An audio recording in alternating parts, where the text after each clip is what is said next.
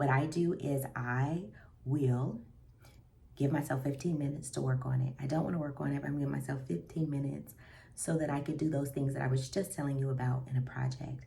I could look to see if I have the materials. I could see what all those details are that I have to do. So I could get an overview of what I need to do and kind of set a plan in motion. But I'll put a timer on for 15 minutes. Do you know, often I end up extending my time and working more on it because I start kind of getting in a groove and I think it's not that bad. It won't take that long or whatever.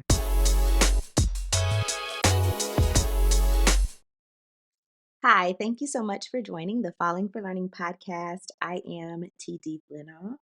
We have this podcast to help parents and caregivers with having the resources, strategies, and tools needed to make sure that their children are on track for learning and to stay on track for success.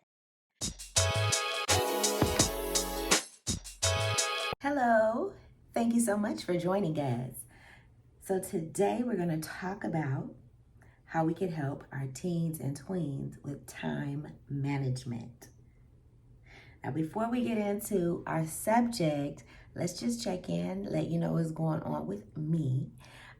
Today, I decided to take a nap.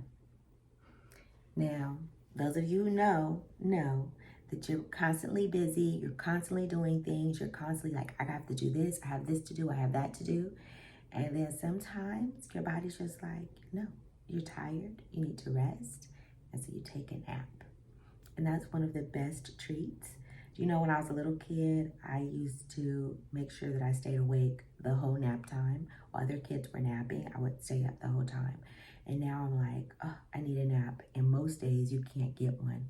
So that's a little celebration for self-relaxation, rest, and you too may be in need of a nap, okay? All right, so let's get into our topic today, which is time management. Now, according to a 2024 study, 88% of working people, meaning adults, procrastinate every day. And 32% admit to up to 3 hours a day of procrastination, meaning that they're putting off tasks. So, thinking about our teens and our tweens who are still developing and growing, how are we going to be mad at them when most likely you're doing it too? All right, so that's the reality. But of course, this podcast is about getting kids on track for learning and staying on track for success. So we have to talk about this. Time management is the way to help them meet their goals, right? And become more independent. So we want to make sure that we talk about ways that we can support them in this. First, let's talk about academics. So academics, of course, students have major projects, big things to do, and we know that they put it off. Now, they might be like us. They need a nap, right? They might need some rest.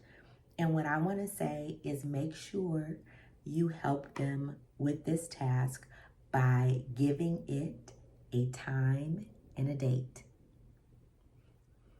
So you've heard the term, if you fail to plan, you plan to fail. So by helping them make a schedule for when they're going to get things done, that's going to help the kids get their goals accomplished. All right, so what are some ways to make a schedule? It could be written out, of course, paper, pencil. It could be electronic, Google, calendar, different things like that. But it also can be put on a poster or something in their room, be on their notes app on their phone. So what I want to say about this is make sure you help them choose a method for time management that works for them. And then you can help them assess, but try to make sure It adapts to them and their personality and what's easily accessible for them. Sometimes we want to get a scheduling book, and we want to get the scheduling book and give it to them and force them to use it when it's not naturally something that they do anyway. So look at what they have already for time management and help them build. When it comes to academics, when they have big projects, many teachers, like myself, will help students with time management by saying, from 3 weeks from now, this project is due. Week 1, I would like to see your research notes. Week 2, I'd like to see your rough draft. Week 3, final draft due. So I help them segment it. Now, everyone does not do that, and we're preparing our kids for college and career, and not everyone's going to do that for them. So we want them to develop that skill on their own. So ask them how they could break this down, whatever task it is that they have to do.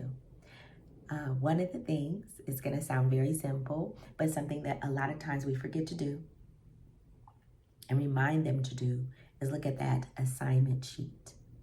What is that assignment sheet? An assignment sheet, of course, might be something, a piece of paper, but it also might be something that's just typed out in the computer, their Google Classroom, their Schoology, something like that. So what is it where they have those instructions? That's the basic thing. So have those instructions, and the instructions are there for a reason. You don't have to memorize them. The kids don't have to memorize them. Go back to it over and over again. Make sure that you are planning out those steps that you need to take so that you hit all of the benchmarks they ask you to do. And then to help monitor them, please check in on them, right? If you want them to have it done, 3 major kind of due dates, segments of when different parts need to be done. Say, well, okay, I'm going to check in on you on Wednesday or whatever day it's going to be around 6 o'clock, or tell them the specific time, and so that you can see that they're making progress. And then help them reflect. Are you where you want to be? What else do you have to do? What took longer? And then also, as they're going through this process, they'll get better at seeing how they work and what works for them. So one example we need to think about is pacing, right? So this still happens to me. Something that I think is going to take me 2 hours may take 6. Something that may take, I thought was going to take 15 minutes, takes an hour.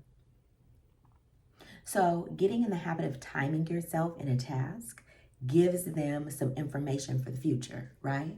So that I'm not doing that to myself, saying, oh, well, that should only take 15 minutes. And then I realized, actually, that took 2 hours. So especially when you're doing something new, timing yourself is important. As you get better at doing something or have repetitions in practice of doing something, you'll see that you will be more accurate with your timekeeping. And of course, that's about managing time. So if I need 6 hours to do a report, I'm not scheduling myself in for an hour and then being upset because I ran out of time. Things like projects, of course, take multiple times of you touching it and working with it. And I really am saying touching it, meaning you got that paper out, you got that computer out, you're in that document typing in information, you're reading information to go into that report or project, you're cutting out things, pasting things down, you're doing a layout, whatever it is, it's multiple touches, multiple time slots to get it done. So helping just time yourself is really important. Now, when you're stretched for time, you may think about it the opposite way. I have an hour before practice, so let me get certain work done in an hour. And then you could see, actually, I got half of that done in the hour, right? I was supposed to read these 3 articles. I got 1.5 of the articles read during that time, right? And so that gives you information. If you have 1.5 more articles to read, then I'm going to need another hour to do that. And then I could look at taking notes and, whatever else I need to do in the process. Another thing about time management is we get sucked into it, right? Maybe they realize they need supplies. And so it's 9 o'clock on a Monday. Our project is due on Tuesday morning. And I'm saying, Mom, I need poster board or whatever it is, right? Whatever it is, I need it. I need you to help me go get it. And so that's another reason why you want to check in on your student and see what they need to do. Look at that project sheet or the assignment information instructions on their computer application or on their, the actual paper assignment sheet, so that you're clear about what needs to be done. And you might time yourself and how well and how long it's taking you to check in with them. Maybe give yourself a 15-minute timer and like, okay, let's see, what materials do you have? Do you have the poster board? Do you have the markers? Do you have whatever you need to get it done? And it's a yes or a no. So that gives you, you have 3 weeks or whatever date it's due, and say, okay, so I can go today. I could go on Wednesday because I know you won't be there to that process yet. So talk to them and negotiate with them about what needs to happen. And of course, I always say this, you're trying to work yourself out of a job, meaning they're independently thinking through and going through this information on their own eventually. So you want to, after you may have gone step by step and really been giving them what you need to do next, eventually get to the point where you're asking them, okay, so what do you need to do? How long is this going to take you? And so that those questions eventually will be coming up for themselves, and they're able to navigate on their own when they're in college or they're in their career and someone expects them to get a project done within a certain period of time. And it's up to them how to pace themselves and to chunk that project into smaller pieces so it can be achieved. So the other thing we want to say, let's go back to talking about procrastination. Let's be honest with our kids about our own struggles with procrastination, why we procrastinate. And a lot of times we're procrastinating about something that we don't want to do. And that's just the truth. A lot of times kids think as you get older that you just can do whatever you want to do. And I actually reframe that to explaining to kids that actually when you get an adult, you have more things that you have to do. And then the consequences are a lot bigger if we don't actually do those things that we're supposed to do. So it is a lot about discipline. A lot of discipline because people aren't making us do something. No one's reminding us. If it's not done, we have consequences that we have to suffer because of them. So it's not just our phone being taken away for a little bit, like a type of consequence we might give to them. It's a lot bigger. They may lose their job and they can't pay their bills. They can't take care of their kids and so on. So as you get older, those consequences are a lot more severe. So when we're thinking about procrastination, be honest that you're dealing with this and why you're dealing with it. And some strategies for getting away from putting off something, right? So for me, something I do, and again, you want to share your personal story. What I do is I will give myself 15 minutes to work on it. I don't want to work on it, but I'm giving myself 15 minutes so that I could do those things that I was just telling you about in a project. I could look to see if I have the materials. I could see what all those details are that I have to do. So I could get an overview of what I need to do and kind of set a plan in motion. But I'll put a timer on for 15 minutes. Do you know, often I end up extending my time and working more on it because I start kind of getting in a groove and I think it's not that bad. It won't take that long or whatever. So that is one strategy, just giving yourself 15 minutes and just getting to it. And with the 15 minutes, you're like, I guess I'll do this boring thing or this thing I don't want to do for 15 minutes. Another strategy that I have seen and I've used before to really push yourself through something is I'll use what's called a Pomodoro method.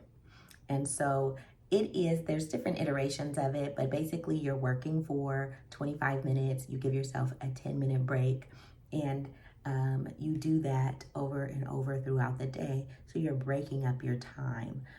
Of course, you could tell teens to do that and think about what method works for them. If it's going to be 30 minutes working, 10.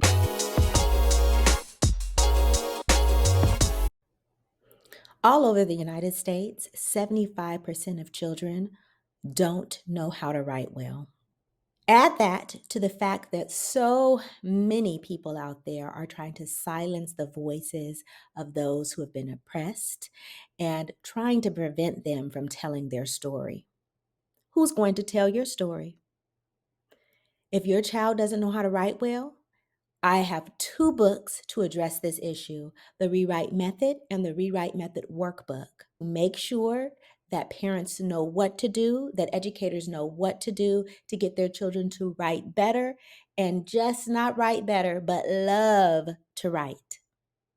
Make sure that your next generation could tell their story and they won't be silenced. Go to fallingforlearning.com today to purchase your set. Join us for Well Educated Wednesdays every Wednesday on Instagram Live at Falling for Learning.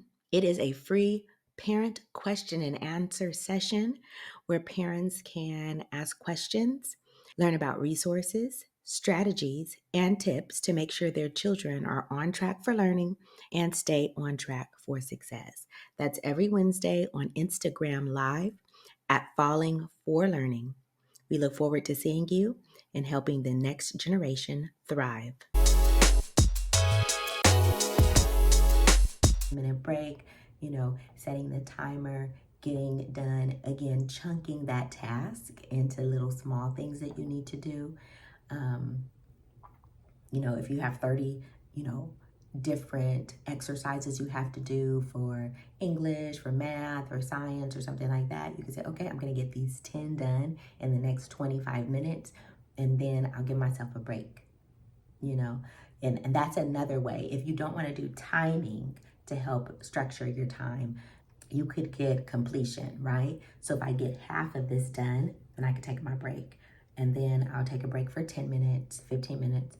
And then I want to give myself, once I do the next half, and then I can take a break, right? Because you may have several different tasks to do. Of course, kids have up to 7 classes, maybe even more, depending on what they have to do. We know the kids are out there juggling, just like us, extracurricular activities, their social lives, their academic lives. Sometimes, they are part of a volunteer organization or different things like that, because I know most high schools require kids to volunteer. And so there's multiple things going on. Sometimes kids are part of more than one sport, more than one extracurricular activity in addition to a club or something like that. So it's a lot going on. So how do they juggle it? And again, the key to that is making sure they're chunking these big tasks into smaller, like a big project into smaller tasks, okay? And breaking it up into halves, thirds, quarters, whatever they need to do to make sure that they're getting things done. And sometimes what I hear kids really talk negatively about themselves when they are procrastinating, like, oh, I'm lazy or whatever. And I want them to get away, and you want to try to help them get away from negative self-talk, because like I said, 88% of working people, 88% of adults are dealing with this. So it's a natural part of humanity, I guess, right? And so don't make them feel like they're less than because they procrastinate. They are not even mature yet. And the people who are mature are still doing this. So it's a natural part. And again, that's why you propel yourself forward with using different methods to break up your time, to give yourself breaks so that you can get your work done.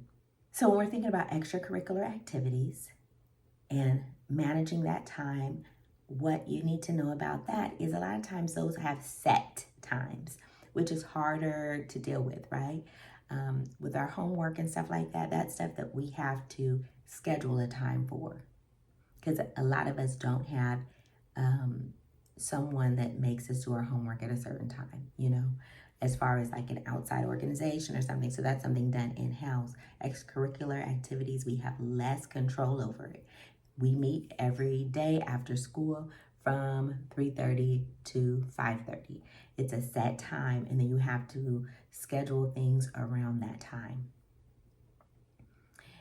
It's very important to think about having all your materials that you need and thinking about what you're going to do afterward. And of course, kids need a rest after they've been really duking it out with their sports and really running at full speed and all of that. So what are we going to do is make sure, okay, you have like a 30-minute ride home. You have a 20 minutes, 30 minutes to eat, and then we're going to start with homework. So again, help them think through what they need so they could get their work done. Again, thinking about juggling all of these things, some activities meet 5 days a week, some meet 4 days a week, some may meet twice a day. So we have to think about adjusting that schedule for different days and how that works. And sometimes they may have to be doing twice the amount of work, right? I'm going to give myself 2 hours for English today because I know that tomorrow I have a really long track meet and things like that. Again, track meet, games, sometimes those are less defined times. You might be there for 7 hours, 4 hours, 3 hours, especially when you have away games where you are taking a bus to a location. That could take hours and hours. So you have to, again, budget that into your time. Now, I'm a person who would bring my book. I would read on the bus. And again, some kids aren't able to do that. They have motion sickness or something like that. So it just depends. So help them think through what works for them. And then, of course, if they're overscheduled, because this happens, it's hard to manage time if you have 5 different activities, 6 classes, and you want them to do chores and homework. Like, when is this going to get done? You have to maybe choose, okay? You're not going to do soccer and volleyball. You're not going to do this and this. Which one are you going to do? Got to really think about it. Now, this also goes into time management because, being realistic, right? When I was a junior in high school, I ended up taking several AP and honor classes. I mean, I was up to 2 o'clock in the morning, 1 o'clock in the morning, every day trying to get all my work done. And then, of course, I had perfectionism. So it wasn't just getting work done, but getting done at a high level, really holding myself accountable, really driving myself crazy. Let's just be honest. Driving myself crazy. So what would have been better, and what I did the second semester of my junior year is had less honors. Well, let me just tell you, I just got rid of all of my honors and AP classes after that. For the rest of the junior year and senior year, I didn't take any more. But I feel like a better choice would have been just to take 1 or take 2, especially because I wanted to do track. I wanted to do these other activities. So you can just be honest with yourself about your time and make it manageable, because you could set yourself up for failure. And especially if you have a child that has perfectionism and stuff like that, they're going to try to push themselves to do everything. And they are just human. They do make mistakes. They do get tired. And the body just is like, nope, you got to rest, right?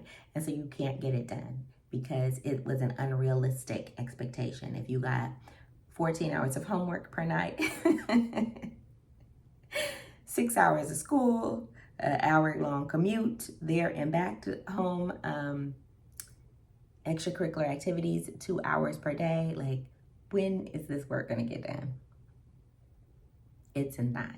So just have to look and be honest with yourself and your kid and help them understand. And I always say this, as parents, if you share your struggles with your child and talk about what works for you and what doesn't work for you and how you've overcome and things that you still struggle with, that will help them. And it'll help them to reflect on themselves and learn right? Because a lot of times when I was younger, I didn't talk to people about stuff. I felt embarrassed about it, and I just kept it to myself. Because for whatever reason, we are the star in our own lives. Everyone is. And we just think we're the only ones going through these issues. That's how I am. I don't know if everyone is, but that's how I was. In my mind, I just keep things in my head. And back then, I'm the only one who's going through it. No one else. Everyone seems happy and is doing okay. And of course, that's not the truth. So the more we could share with our kids, you've been through teenage times, you've been maturing, you've been having to struggle with procrastination and all of this. So how do you deal with it? And that's part of it, knowing that you're an adult and this is something that you need to do. This gets you to that next phase where you want to be, right? Gets you to that promotion, gets you to that bag, right? Gets you to where you want to go. And so every part of what we're doing is not enjoyable and fun, but the maturity to get to where we want to go, we need to do these things.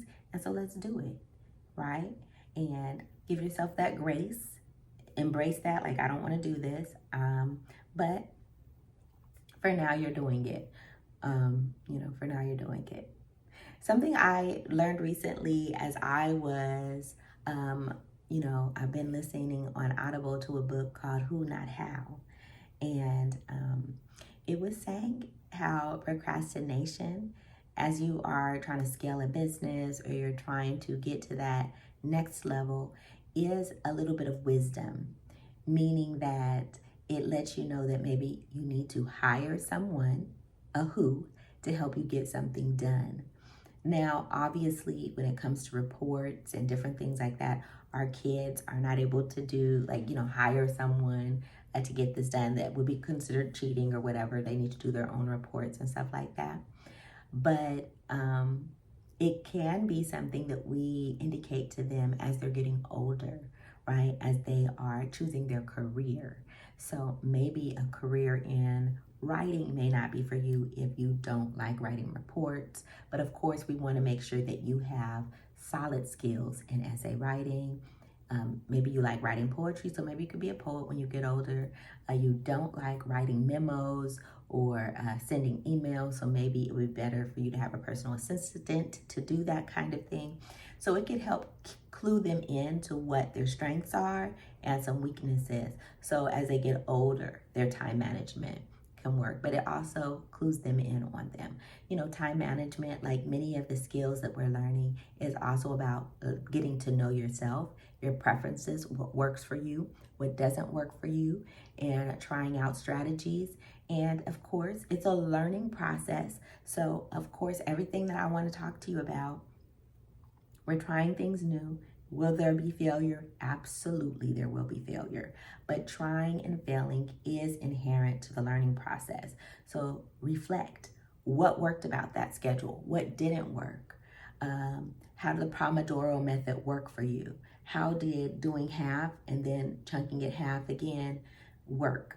So just thinking about what works for you, what doesn't work, and, giving yourself grace, right? Letting ourselves know, our kids know that we're going to try this out. We don't know the perfect outcome. We don't have the perfect schedule, but we're going to make a schedule. We're going to try it out, see how it works. Sometimes we'll make a schedule really tight so we don't have any time to eat. We don't have any time to sleep. And I've definitely done that. I've put 20 things on a to-do list and said, okay, that 30 minutes for this, 30 minutes for this. And then it was too much, right? You might, again, be thinking about days that you're going to do your English work, days you're going to do your math work. Sometimes people have a schedule, a block schedule, where they just only have certain class periods on certain days. So that gives them some time to, do that time management in a little different way, so they don't have to try to do all the work every day. Also, they may know that the English teacher wants the work at the end of the week. The math teacher may want the work every day, and it gives them, you have to get into analysis and thinking about, the unique details that will help you fit your schedule together in a successful way. Energy, right? how am I feeling? Am I very tired on a Tuesday because I have swim practice? Then I maybe just do reading that night as I'm laying in my bed. And maybe I'm not going to be up writing or up, you know, working on a project. So just think about what makes sense for you and say, okay, I did really good on Monday. Again, I always want to say, as we're going through the learning process, of course, failure is part of it. Trying and failing is part of it. But you also want to give your child compliments. I always say encourage them because they are doing something right. And point out those things that they're doing right. Because if we're just thinking about the negative, we're just throwing everything out every time and we're really not able to build. So we want to build on what we have. Okay, I really did good with managing my English work. Didn't do so hot with the math work. The math work took a little bit longer. When I tried to do my science lab report, this took a little long, so they could analyze that, but you point out you did good. You did your science project, you did your science lab report. It took you only 20 minutes. You were thinking it was going to take you an hour. So you could add some of that time to your English. And so now you know, right? It's okay. It took your math work twice as long as you thought it was going to take, but what did you learn? And, point out those positives because that's going to help move them forward. They're going to help build on what they know by noticing what they do well already and then get better at certain activities. So it is so important that we are pointing out positives so our kids can start looking at positives for themselves. And it's a balanced approach. It's not just you're trash, this isn't good, right? Because these are the things they may be saying to themselves. So you point out the positives and then eventually, like, what did you do good? Let's look at what you did well. And they could notice, you know what? I did really good on my time management on Thursday and Wednesday. I need to work on Friday. Friday, I'm distracted. And maybe you find out, okay, Friday, maybe you don't do homework on that day. But that means on Thursday, you got to do more homework. Or on Saturday afternoon, you need to do more homework. So just what are they learning and how are they growing? And that reflection piece is going to help them really move forward, not just in their development as they're teenagers, but as an adult, they could do the same thing. Thank you so much for joining us on the Falling for Learning podcast. We are so glad you chose to be with us today and listen in on what we have to say. And try out these time management techniques. Let us know how it works. And have a wonderful week.